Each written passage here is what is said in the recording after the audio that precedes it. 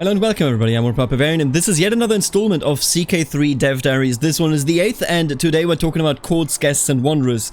This Dev Diary is written by someone that hasn't written any CK3 Dev Diaries, if I don't misremember here. It is good old Vivatuli, who is a long-serving content designer, having worked on Monks and Mystics, Reapers Do, and of course Jade Dragon, and as well, you know, the Animal Kingdoms in CK2. Now, with that being said, this Dev Diary is fairly short. There is not that much meat in it, but there's some meat in it, and especially some meat that hasn't even been mentioned explicitly beyond just being in some screenshots. This Dev Diary goes into details on what they changed when it comes to the court and how it is handled. And I want to just, kind of approach that by showing off how it was handled in Crusader Kings II. You have the court right here. You have plenty of people that have nothing to do with you, that aren't related, that, most of the time are either lowborn or just have a randomly generated dynasty. None of them will ever do anything other than, being there so that you can use them. For example, if you use them just randomly as your court imam or as any of the other positions right here, then they will do something, but that is also it. You can use them as commanders. Alternatively, you can marry them off, or you can marry your own people to them if you have no other, contenders. But all of them are practically faceless. Now, beyond that, you can recruit more at will, perfectly at will, and you can see I gave myself a bit of money and piety here, and all of those recruitments, and oh, I need prestige for that, huh? Prestige. All of those recruitments are very much linked to exactly what you need. So, for example, if I promote a commander, I will get someone that is excellent, or well, at least decent at martial. This one was a bit of a... I put my hand into the toilet there, I gotta say. The nobleman, on the other hand, is steward-oriented. Then we have the debutant with the... I believe it is spy master. No, this is then diplomacy, although, of course, barely ever usable. And on top of that, of course, you have, the holy man, the commander, and... yeah, that's pretty much it. So, you can, at will, at any point, if you have the resources, get someone to your court that is worthwhile and that actually has a skill that you need and that you are interested in. This is a very kind of static behavior. You generate an infinite amount of people if you just feel like it. Look at this. You can make it so that your court is entirely overfilled. Of course, that comes with negatives in newer versions of the game, but at the end of the day, there you go, I have a court size of 50, so, I'm not really worried. But at the end of the day, I have generated a whole bunch of people that will never do anything in their entire Crusader Kings II live for as long as they exist. That is something that they are now approaching from a different angle in CK3, so let us jump right in. In the Dev Diary, it is, essentially... first described how characters will now move on from courts, and that much more actively. Sometimes you had someone requesting, hey, especially if they were, your kids and your relatives just in general, hey, I want to become a monk, I want to become a nun, hey, I would like to essentially go on and become a holy warrior, I would like to join a holy order and whatnot. All of this depended on your, agreement though. What is happening in CK3 is essentially people will at some point just say if they don't have jobs, if they don't have titles, if they don't get any money, if they're not married to anyone, they will just say, hey, I'm moving on. I will leave this court. And they will not just disappear, they will simply move to a different court, which I think is pretty cool because it makes it so that you have a two-layered court system. You have a system where there are courtiers that are there permanently because they work for you, they are married to you, they are related to you, and then you have courtiers that come by and say, hey, I can offer you my services, but if you don't take them, I will have to move on. Now, with that being said, before we jump into, the aspect of recruiting and what changes because of this kind of courtier migration system, let's talk about this interface. So this interface is something that I'm not certain about. I can't say that I'm necessarily pleased with it. I can't say that I'm angry or unsatisfied with it. All I will say is that from my point of view, this system where I can see way more courtiers, and of course we aren't going to have that many courtiers in CK3 because, fewer courtiers are supposed to be more important instead of more courtiers being very, very unimportant. But at the same time, it is, I don't know how happy I am with the fact that I can see about, 3, maybe 4 courtiers in this window when I have, this is modded, of course, this is big interface, but if I have the chance to see this many courtiers in just this tiny frame. Now, either way, what we can see here is essentially just the classic selection, family, relationship, courtiers, and vassals, of course. And then we can see Amira Hedda of the Magdawid Emirate, and she's our wife. We cannot dismiss her, she does hate us. We cannot dismiss her because she's our wife, obviously, but we could dismiss Hiba and Masinisa because both of them are merely, they just have some jobs, but we can still say, hey, I don't want you here anymore. Now, what we have over here is, or are their house sigils. So these are the house sigils of, I don't even know a house. This is House Ukesun, and this is House Miknazid. And then we can see religion, all of them are Sunni Muslims, and we can see their culture. And that is the most interesting part to me personally when it comes to to this entire dev diary, and it is something that isn't even further brought up. But we have a tiny hint here on how culture will be handled in Crusader Kings III. We have Butre and we have Baranes. Butre and Baranes, and let me just read this out here, the name given to one of the two groups of the tribes who constitute the Berbers, the other being called Albaranes. So what we are looking at here is a split of Berber culture. In Crusader Kings II, we only had Berbers. In Crusader Kings II, we also only had Italian, we only had German, we only had Anglo-Saxon. We didn't have any further differentiation between cultural subgroups when it comes to, you know, all the important ones.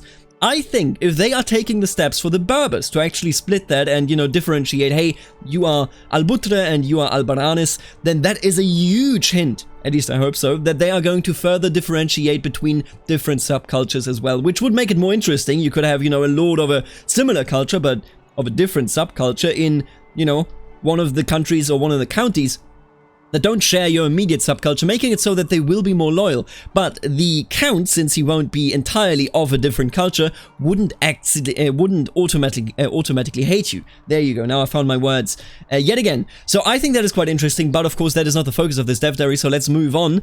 What they also say here is that recruiting people is not as static as I just showed it off in Crusader Kings II. Instead, it is very, very dynamic, and there's two screens that actually detail that, so let's take a look at that. The first screen is this one, recruit to court, effects on you. You would be paying 115 ducats to Taljat Ukasun, and you would recruit him to your court permanently. He would gain some opinion of you, of course, and the opinion modifier is called grateful. We have that, you know, with the normal opinion modifiers as is. You can see here, short reign, legius gregarious, everything has a name and everything decays or grows, and you can see that here directly in this message when you want to recruit them. I don't actually... Oh, this is you, right? And then this is their, you know, the person you want to recruit. So this is Taljat Ukasun, a lady that could do something for you. What exactly they're not telling us. We can see the price is 115 ducats.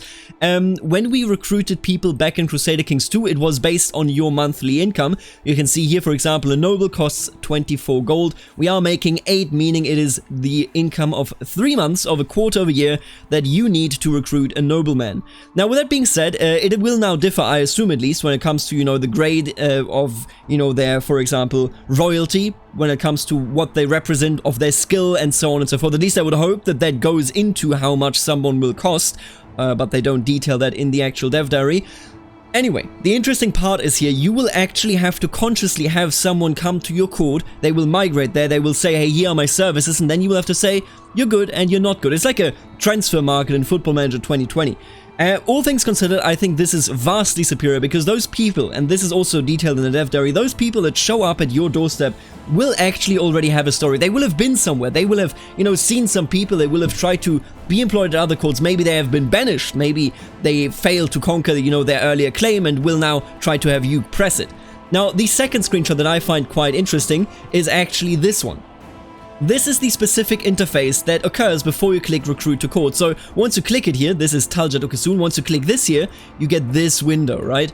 So what you can see here is people that are in your court on a temporary basis. So you have, as I said, you know, a two-layered system, people that are there permanently and people that are there temporarily.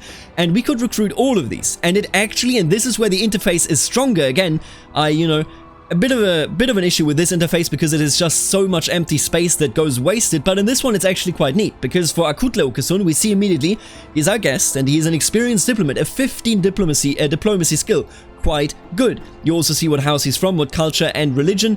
All should be very, very nice. Also, all hate you for some reason. Kafsin Miknasit is a quick man. He has a congenital trait, which, I'll be honest with you, is good for the min-maxers here. And then, of course, Taljat Ukasun has a useful counterclaim. Dude, this is huge, because as I said, if you are in Crusader Kings II right now and you want to press a claim, you will just literally look at, you know, claim lists and hope that you can find someone that will come to your court and will actually be able to have their claim pushed. For example, if she was unmarried, I could try to marry her. Otherwise, I could try to, you know, bribe them so that they would actually come to my court. Now, none of these will do it because they're not really favorable to us. They are also in a court that is a higher level, but everything here was very static. Everything depended on you clicking on it. You could get an infinite amount of, you know, claims if you just found enough claimants everywhere and invited them to your court. Now in Crusader Kings III, that is a tad different, because in Crusader Kings III, what we're looking at is essentially a situation where people have to come to your court, have to be attracted to your court to actually be able to be recruitable. Now, I hope that that is something that they actually commit to, because that would mean that you can't just go around, you know, I had a playthrough, for example, where it was just the Holy Roman Empire, and I just looked around for claimants for the entire, you know, length of that playthrough. If I instead would just have to take a look at my code every now and again and see, oh, there is an interesting claimant there, then I would say, you know what, that is cool. I endorse this. So I'm a huge fan of the system, not sold yet on the UI, let's say it like that, but the system looks very, very cool, because it essentially means that no longer will you be the only impulse, no longer will you be saying, you know, hey, my code is too full, you have to leave, no longer will that be the only impact on whether people have a story, you know, whether they are in a holy order, where they spawned in and what they did. People will more organically actually move around and try to find their own luck and their own success. And I think that is excellent. I think that is a huge change that is very, very positive. Now, again, keep in mind the cultural thing that I mentioned is super cool, but not explicitly brought up beyond the screenshots. And with that being said, the courtier gameplay looks like it's going to be much more interesting. Way fewer courtiers. You can see 7 here currently in court. That is nothing. I mean, before I went on the recruitment spree, I think we still had like 15 courtiers. That is literally the double of what we have, the twice the amount of what we have right here. So we will have fewer courtiers with more impact and more background story. No more will you generate all people. They will have no story, and sometimes you will just get random events where they are like, you know, hey, I insult you. Now they are actually characters that try to live their own lives, and you're just merely a station within their story. So with that being said, I'm very excited for the changes to the courtier system. I'm very excited to finally get some news at some point about cultures and hopefully in the future religion. Paradox, come on. But with that, this is the last dev diary for 2020, so, you know, I will see you next year, but I do want to thank the members of the channel, of course, starting with the Barons, Aaron, Stefan, the Richest T, Snywolf, and Sai, then the Counts, I Am Deadpool, Kiamalik 2, and Suspicious Duck, and last but not least, the wonderful, the gorgeous, the genius Dukes, Nathan, Herman, Knight of Squires, Kenneth, the absolute legend Eric, Lexo, Benedict, and Roboman780. Thank you so much for being members of the channel and supporting what I do and making this and many other videos even possible. If you want to support the channel, check out the join button, or alternatively check out the Paradox affiliate link in the description. There you can access the Paradox store and pay nothing, you know, extra, just the normal prices, but I do get a little bit of a share from it. So if you have to complete your Paradox collection, then consider using the link. I will see you with the next dev diary in 2020, and until then, later, alligator.